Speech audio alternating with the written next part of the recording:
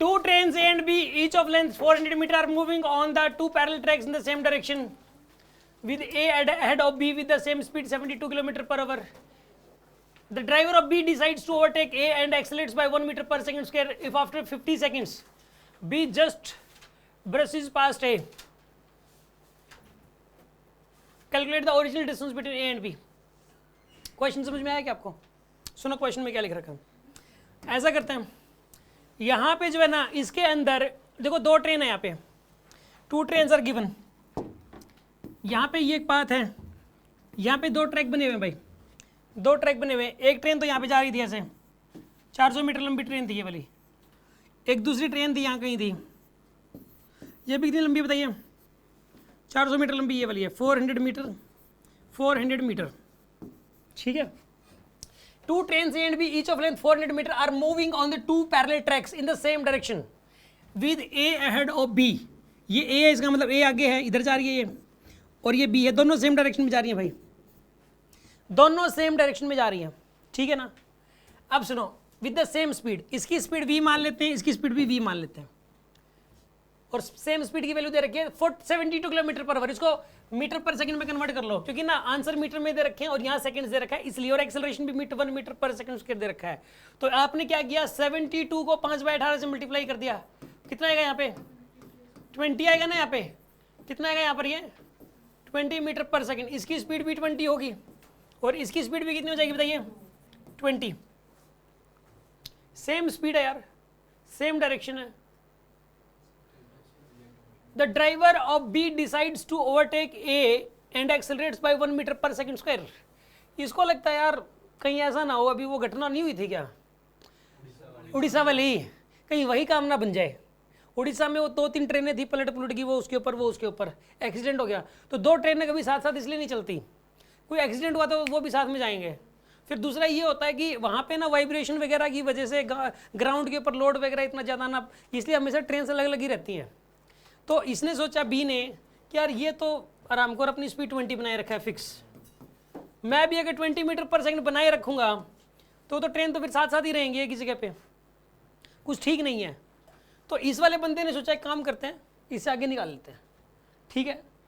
अब हुआ ये, इसने एक्सेलरेशन शुरू कर दिया. कितने से बताइए?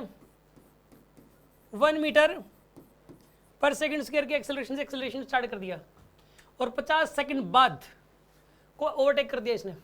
50 सेकंड बाद सिचुएशन क्या बनी? अच्छा, जरूरी नहीं है कि शुरू में बिल्कुल इसका जो बैक साइड है और इसकी फ्रंट साइड साथ थी, जरूरी नहीं है. अक्सर क्वेश्चंस में क्या होता है, ओवरटेकिंग जब शुरू होती है तो उस टाइम बैक साइड और इसकी फ्रंट साइड साथ साथ होती हैं एक ही लाइन के अलोंग, लेकिन इसने ऐसा दिया नहीं हुआ. हो भी सकती है, नहीं भी, दोनों ही बातें. इसका ड्राइवर यहाँ पर है और इसका ड्राइवर यहाँ पर है. ड्राइवर ए, ये वाला ड्राइवर है बी, ठीक है. यहाँ पे कभी ना कभी क्या होगा कि ओवरटेकिंग हो जाएगी ना. यहाँ पे ये वाली ट्रेन ऐसे है, और फिर ओवरटेकिंग कब मानोगे बताइए आप? जब ऐसा हो जाएगा. ये जो लिख रखे है ना, ये ब्रश इज पास्ट, यार ये ना अक्सर क्वेश्चंस में लिखा हुआ आता है. इसका मतलब मुझे समझ नहीं आया यार, लेकिन इसका मतलब ये होता होगा कि भाई ठीक है क्रॉस होगी, पीछे जो इसका जो बंदा है, ये जो झंडा लेके खड़ा होगा, इस बंदे ने मतलब ओके कर दिया होगा इसको कि भी मैं आगे निकल गया बाप से, ठीक है ना. ब्रश इज पास्ट का मतलब यह है इसको जस्ट क्रॉस करना, ठीक है. और क्या मतलब होगा यार इसका? बाकी हिंदी देख लो आप नेट पे डाल के. ब्रश इज पास्ट का मतलब यह है कि इसको क्रॉस कर दिया बस इसने, ठीक है. अब यहाँ पे ऐसा कई बार लिखा हुआ है आपको, calculate the original distance between A and B. A और बी के बीच की ओरिजिनल डिस्टेंस क्या थी? अच्छा एक बात बताओ आप, किसी एक ट्रेन को रोक दो, इस ट्रेन को रोक दो, एक को रोक के इसकी वेलोसिटी और एक्सेलरेशन, इसके पास एक्सेलरेशन था ही नहीं, इसके पास सिर्फ स्पीड है 20 की. ये वाली स्पीड प्लेट के 20 इसको दे दो, हाँ जी, स्पीड प्लेट के 20 इस तरफ दे दी. अब मुझे एक बात बताओ, इसकी स्पीड 20 और इसकी स्पीड भी 20, नेट स्पीड क्या हो जाएगी बताइए? 0. एक्सेलरेशन कितने का है? 1 का, ठीक है. अच्छा अब इसको ये क्रॉस कब करेगा बताइए? क्रॉस करने के लिए जब ये इसको क्रॉस करेगा तो कितनी डिस्टेंस इसको ना, मतलब देखो 50 सेकंड में क्रॉस करेगा. तो ये देखो 50 सेकंड में इसने डिस्टेंस कितनी ट्रैवल कर ली? 50 सेकंड में, क्योंकि हमें इसकी इनिशियल स्पीड पता है 0 और एक्सेलरेशन पता है इसका 1 मीटर पर सेकंड स्क्वायर. तो 50 सेकंड में कितनी डिस्टेंस ट्रैवल कर लेगा? सुनो आप, 50 सेकंड्स में कितनी डिस्टेंस ट्रैवल कर लेगा? S equal to UT plus half it square. UT plus half it square हो जाएगा. यू की वैल्यू 0 और एक्सेलरेशन की वैल्यू कितनी यहाँ पे? 1 और टाइम की वैल्यू 50 का स्क्वायर. कितना आंसर आएगा बताइए यहाँ पे? 2500 डिवाइडेड बाई 2. क्या आंसर आएगा इसका? 1250 मीटर, बस यही आंसर है। यहाँ पे ना ट्रेन की लेंथ का कोई यूज नहीं है, बेवकूफ़ बनाने के लिए दे रखा है। 1250 मीटर ही आंसर आएगा इसका। यानी कि एग्जाम में देखो जितने भी हमने क्वेश्चंस ट्रेन के करते हैं हम लोग, ट्रेन की लेंथ का यूज होता ही होता है अक्सर।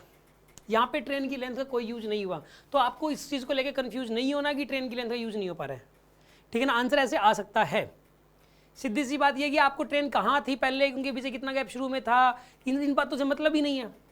इसने जब सारी इन्फॉर्मेशन दे ही दी, इसने कह दिया इसकी इनिशियल वेलोसिटी 20 थी, एक्सेलरेशन 0, इसकी इनिशियल वेलोसिटी 20, एक्सेलरेशन 1, और ये 50 सेकंड बाद क्रॉस करती है, तो देख लो 50 सेकंड में इसने वास्तव में कितना डिस्टेंस ट्रैवल किया है इसके रिस्पेक्ट में, ठीक है ना।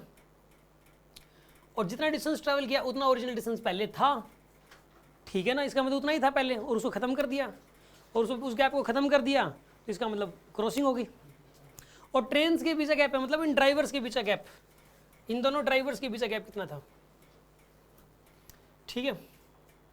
हाँ जी, बात समझ में आ गई होगी आपको। ये कोई डाउट है किसी के मन में?